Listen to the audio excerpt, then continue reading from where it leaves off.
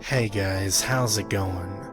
This is Nat Nader. Welcome back to your weekly dose of creepypasta. This story is similar to one I read not too long ago, but the language and perspective still made it a really fun and interesting read as an aspiring voice actor. It's titled Dear Abby. Now as always, turn out the lights, get comfortable, and let the story begin.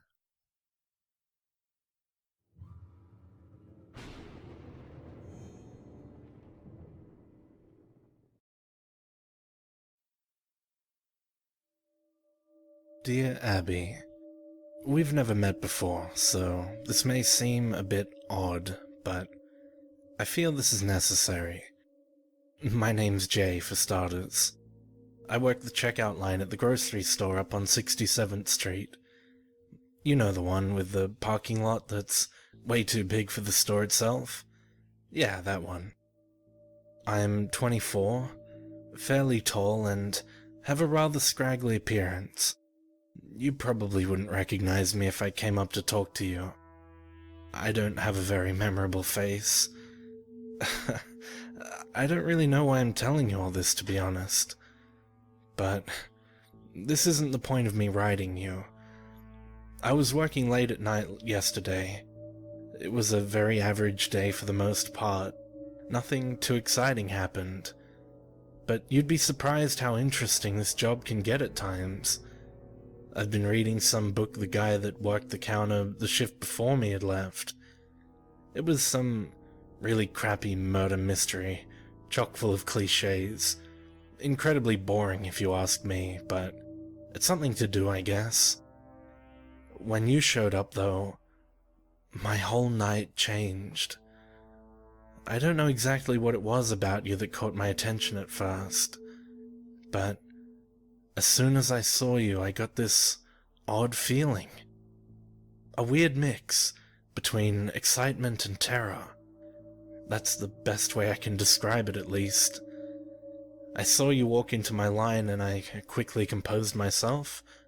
I'd been slouching down in my chair for a while, since I rarely ever get anyone in my line.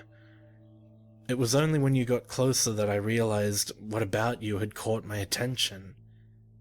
You were absolutely beautiful. You walked up and said, "Hey," and handed me your card. I could tell by the way you were talking and the way you looked that you were very sleep-deprived, though this wasn't surprising considering how late it was. After a second or two of awkward silence, I realized that you'd greeted me. I suddenly forced out a "hi" in response. I cursed myself out mentally for that one. I sat there for a second, trying to focus. "What's your name?" I said. It's only later I realized how odd this must have seemed. What kind of a grocery bag guy asks what someone's name is? I'm glad I did, though. I remember you said your name was Abigail, but that you go by Abby for short. Abby. It seemed to fit so perfectly. The name seemed to roll off my tongue as I said it back to myself silently. It was like sweet honey. It just felt good as I said it. You seemed to be perplexed when I looked back at you, and I wondered if I'd done something to upset you. "Shouldn't you be packing those?" you said, and pointed to your groceries. Suddenly, shocked and embarrassed, I looked up and apologized, then clumsily started shoving groceries into bags as fast as I could. I couldn't believe myself. How stupid could I be? But when I looked up, I realized you were laughing. "You're kind of cute," you said. I tried to play it off cool, but I was obviously thrilled. A girl like this thought I was cute? "You are too," I said, as I hastily packed the rest of the groceries. As you walked out, you turned around as you reached the door and said, "Have a good night." I'm guessing I look pretty stupid writing all this down. You probably still remember it. I mean, it did just happen yesterday, but I went home ecstatic that night, and with all the confidence in the world. I feel like it's almost unreal writing it back here. Anyway, I wanted to write you this letter, Abby, to tell you that I love you. I don't know what it was I felt that night. It was some weird mix-up of emotions, but all I know was that even in that small little transaction we had, I felt as if there was something between us. Please, write me back soon. Sincerely, Jay. Dear Abby, it's been a week since I sent my last letter and I still haven't gotten a response, but that doesn't matter. How have you been? My life's been just as normal as usual. Get up, go to work, go to bed. I live in a really shitty apartment, but I guess that's what you get when you work as a grocery bagger. I've thought about you a lot lately, and I sometimes wonder if you still remember me. I saw you again today at work. This time it was at a more reasonable hour, thankfully. I didn't want to bother you, to see if you'd approach me on your own. You came to my line again, which made me absolutely thrilled. This time I was less nervous. I was gonna act normal, no matter what you did or said. I wasn't gonna let a girl like you slip through my fingers. As you walked up, you muttered something that was too quiet for me to make out, and waited at the end of the counter for me to finish packing your groceries. This obviously wasn't what I had expected, but it wasn't all too bad. You didn't seem to feel anything at all, actually. I was expecting you to either come up and talk to me or avoid me like the plague, but instead, you just walked on through, as if I was another stranger. This makes me wonder if you got my last letter. You should check your mailbox more often. There was one moment where I felt something, though. I looked over briefly to see what you were doing, and at the same time you seemed to look up at me to see how far along I was. Right then, our eyes locked. Only for a second or two, but in those 2 seconds, I saw so much more in you than I had seen last time. I felt as if I'd known you for years. Like, I knew all your intricate feelings and emotions. Did you feel anything like that with me? Shortly after I'd finished packing your bags and you paid and walked out, obviously, this was a pretty normal process for me, considering I do it about 50 times every day. But I had been determined since the night I wrote you that letter that the next time I saw you, I was gonna get more out of it. I kinda screwed that one up. I wasn't satisfied with it. I had to have more. There's a little room in the very back left corner of the grocery store, designated for staff. In there, though I knew they kept all the security footage from the day, all staff are informed of this and the security cameras' locations when they're hired. Luckily for me, there's one positioned right next to my counter. I waited until the store closed up and everybody left, and then I went in. After flipping through a few of the TV screens, I found the one that was connected to the camera by the counter. I rewinded it until about when I remember you coming in. After a few minutes of scanning, I'd found it. There you were. I paused on the best still shot I could find. I knew the camera wouldn't do you justice, but it was the best I could have for now. Having a longer look at you, I realized how truly perfect you were. every feature of your body, your hair, your face, your legs, your chest, was just perfection. I rewinded the tape to when you'd first came up to my line a few times. I couldn't help myself. My eyes were glued to the screen. After a few minutes of consideration, I popped out the tape and shoved it in my pocket and then drove home. I knew I wasn't allowed to. I could very well be fired for taking such actions, but I couldn't help myself. I had to have you with me at all times, even if it means me losing my job. Abby, I love you. I love everything about you. I think about you constantly now. Do you feel the same way about me, Abby? I just want us to be together. Forever. Right back soon. Yours truly, Jay. Dear Abby, it's been 3 days and I still haven't gotten a reply. Why don't you want to talk to me? I'm still unsure if you got my last 2 letters. Please tell me if you have. So, I got fired from my job. They found the missing tape. I got a call from the store owner, my boss, at 6 a.m. on Monday, and was told to come in immediately. They were having a mandatory all-staff meeting. When I got there, all of the staff was gathered around a small table, with the owner at the head of it. Once everyone had arrived, he told us that apparently there'd been a minor robbery yesterday. They'd had about $200 worth of stuff taken from them, and the one tape that would have shown who the culprit was, well, it was the one I'd taken. Just my luck. He told us that no one was gonna leave the room until someone confessed.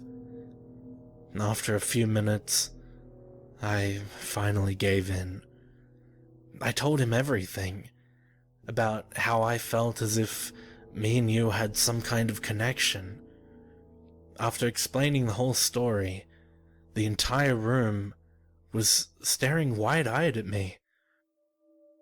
After I finished, I sat there in silence for several seconds, and suddenly, the store owner broke the tension.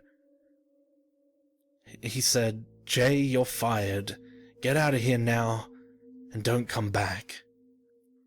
Well, I did as I was told, and I got out of there as fast as I could. That stupid prick. He's always treated me like shit. He's been on my case since the day I got the job. I swear, he's just been waiting for me to do one little thing that could justify firing me. And the one time I slip up, he finds out. Why didn't he understand, though? Doesn't he get that you and I are meant for each other? Any rational man would have understood. Anyone put in my situation would have done that, right? I've been searching you up a lot lately. With no job, I have all the time in the world to spend learning about you. Do you know how much you can find out about someone with just a first name and a town of residence? I found out your last name's Marrow. What a beautiful name. Abby Marrow. I can't help but say it aloud whenever I think about you. I also found out you're 24, and you only live a mile away from me. I drove down to your apartment complex today. It looks very nice, much nicer than where I live.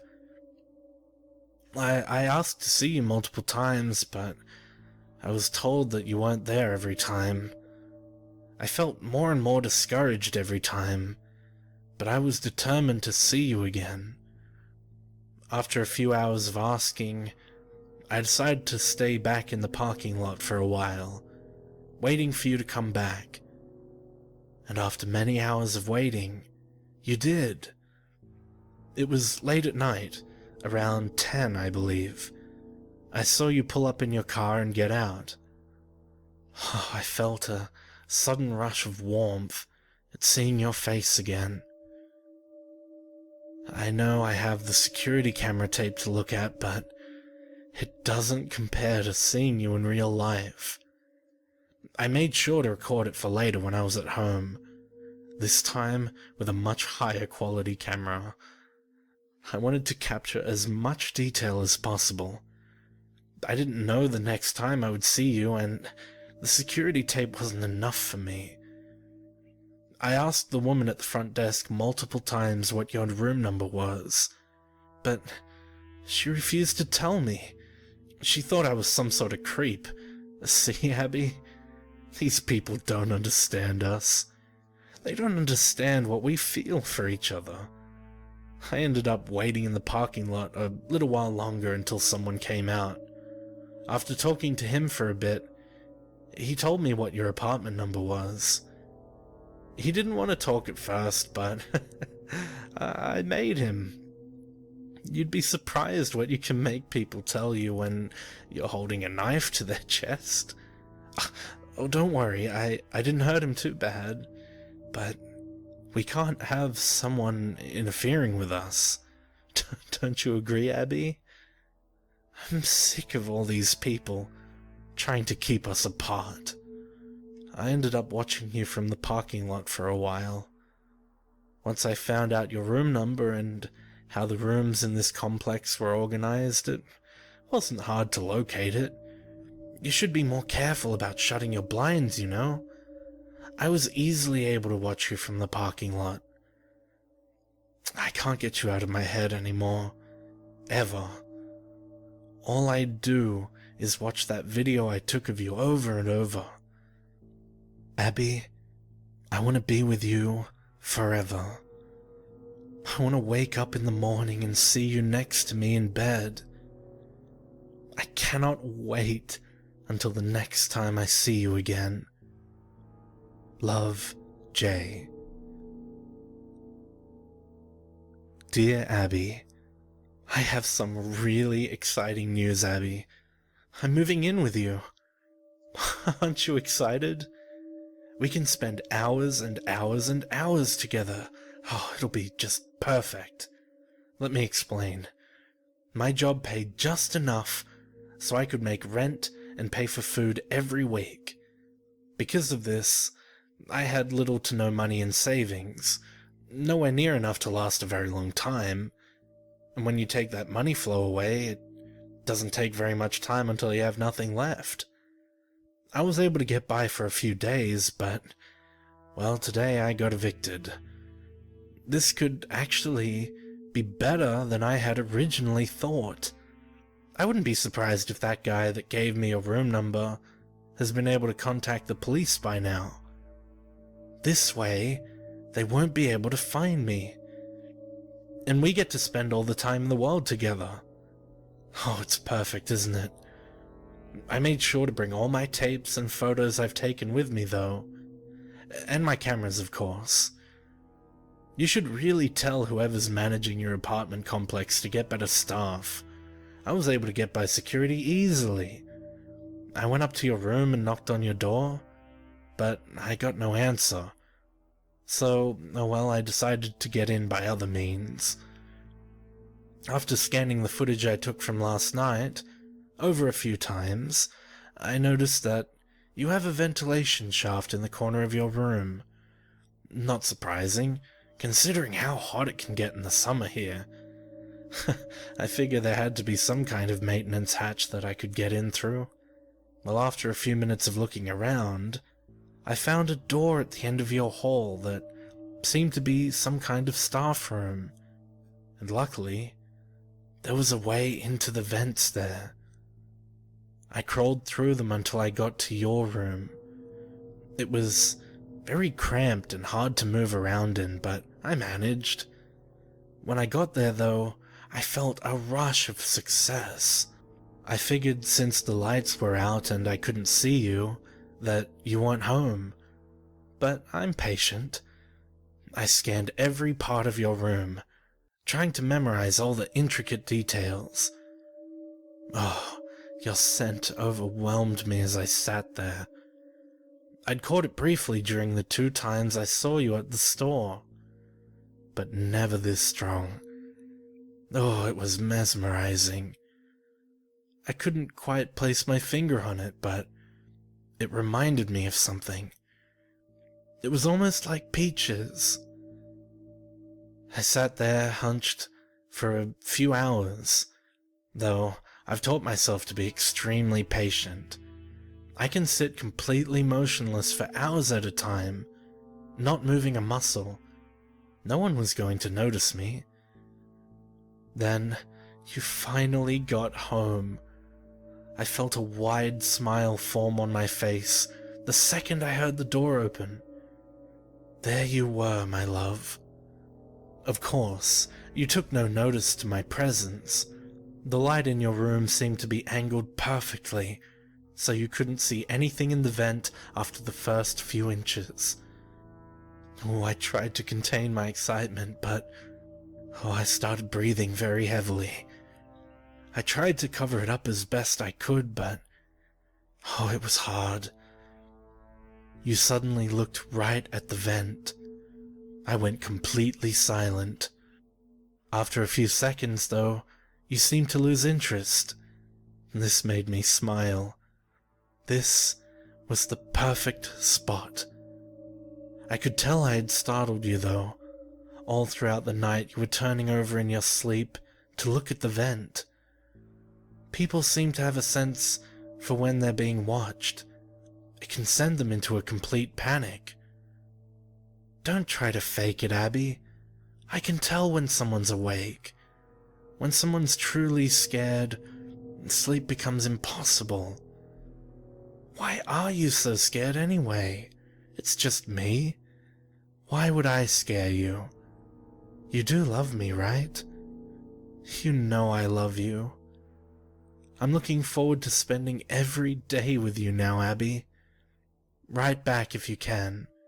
Love, Jay. Dear Abby, I saw you wake up this morning. I didn't sleep a wink last night. You were too enthralling. I spent the whole night watching you. I couldn't help it. Any time I tried to look away, my eyes seemed to be drawn back a few seconds later. You look even more amazing when you're sleeping, you know. You'd be surprised how much you can learn about a person's personality by watching them sleep. I was tempted to get out of the vent, just to get a better view of you multiple times in the night, but I resisted the urge. I couldn't have you figuring out I'm here. Not yet, at least. You seem to spend a lot of time in your bathroom in the morning. I assumed you were taking a shower or putting on makeup. Why would you do that, Abby? Anything you could do to change the way you naturally look would only cover up your true beauty. Why would you want to do that? Don't you want the whole world to see what I see in you? You left shortly after work, or at least that's what I assumed. After careful consideration, I decided to leave the vent. I slid my hand through one of the slits and felt around for one of the bolts. The surface of the vent was very smooth, which made them very easy to find. I grabbed onto one and twisted as hard as I could, and finally was able to pop it off. I did this with all the other bolts, and finally removed the grating. The first thing I did was go over to the bathroom. I quickly disposed of everything I could find that you could use to mask your face. That stuff disgusts me. This way, everyone will get to see you how you truly are. I also found something else in there. Your hairbrush. I grabbed it and brought it close up to my face to examine it. It was a dull blue, with a very thick rounded handle. But that wasn't what interested me.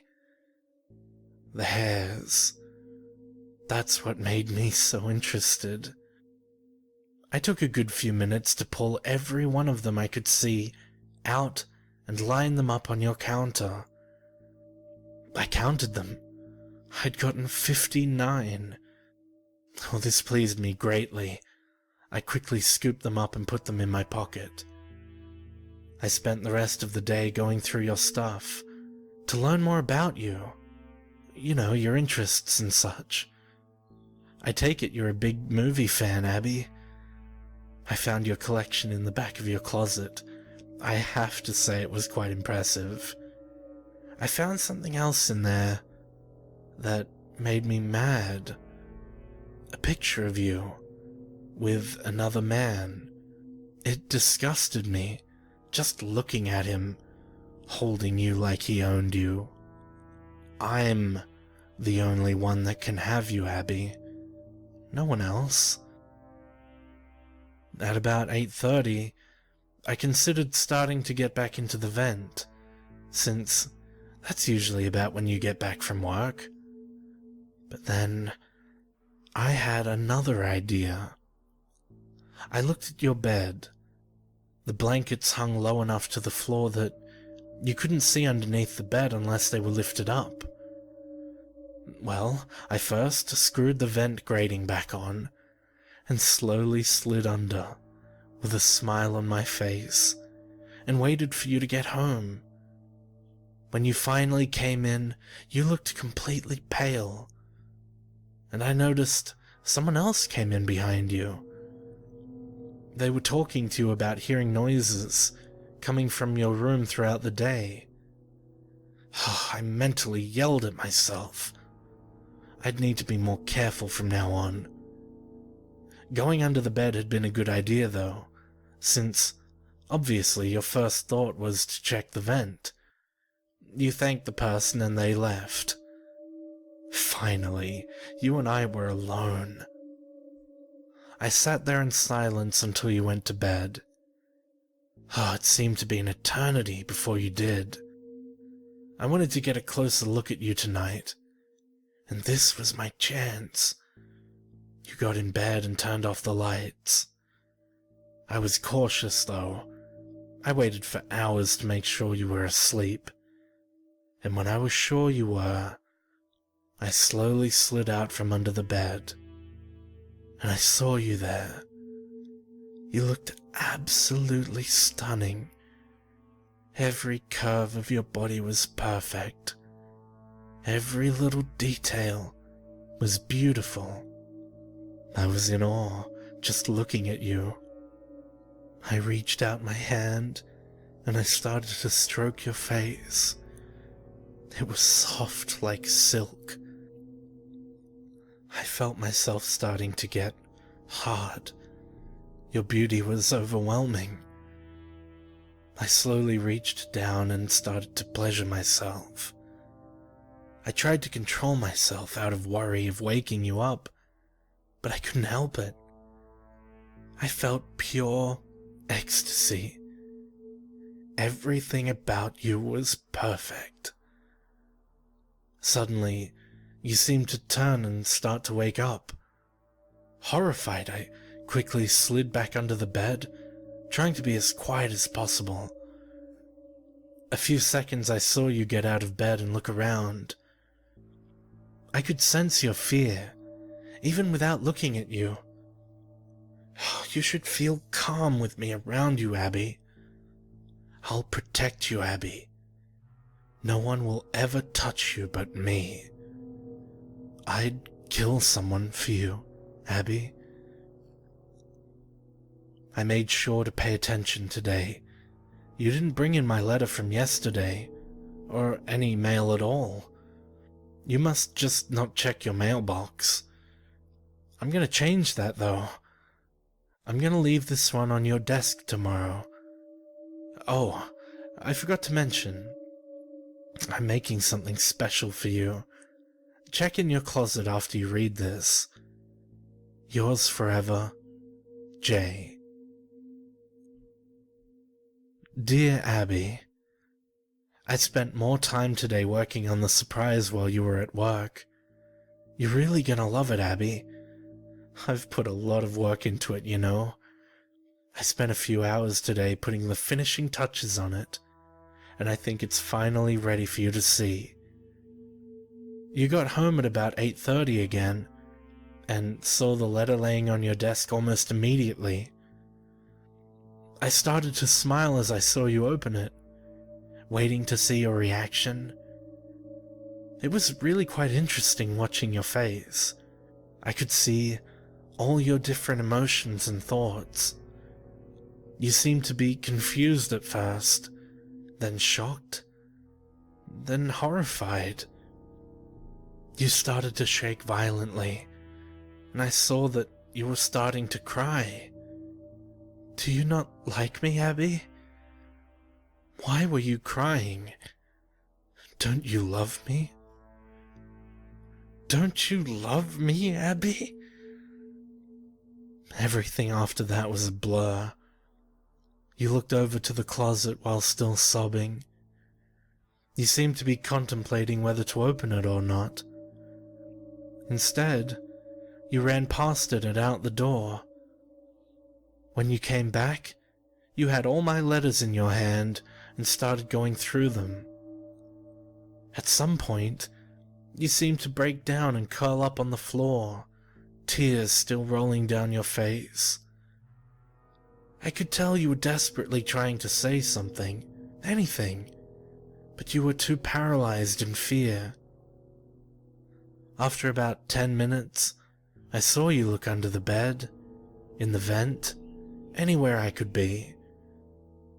You see though, Abby, I'm smarter than that. I knew you'd look in those places. I found a better place after I finished your surprise. You'll never find me here. No one will. Isn't it great? I can watch you forever and ever, and there's nothing you or anyone else can do about it. You hadn't found your surprise yet, though, Abby. I could tell you were still thinking about it. I saw you look over to your closet. I knew you wanted to open it, but at the same time you were nervous. What was going to be in it? What would you find? This couldn't last forever.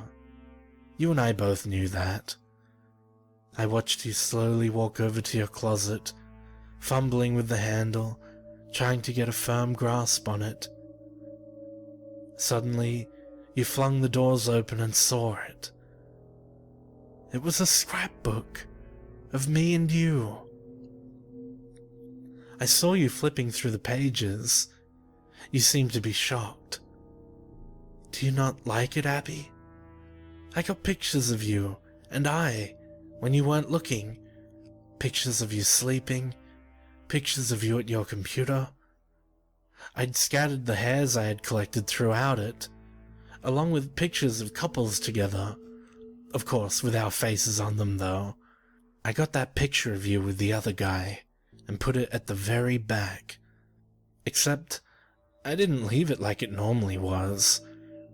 I scratched that little prick's face off.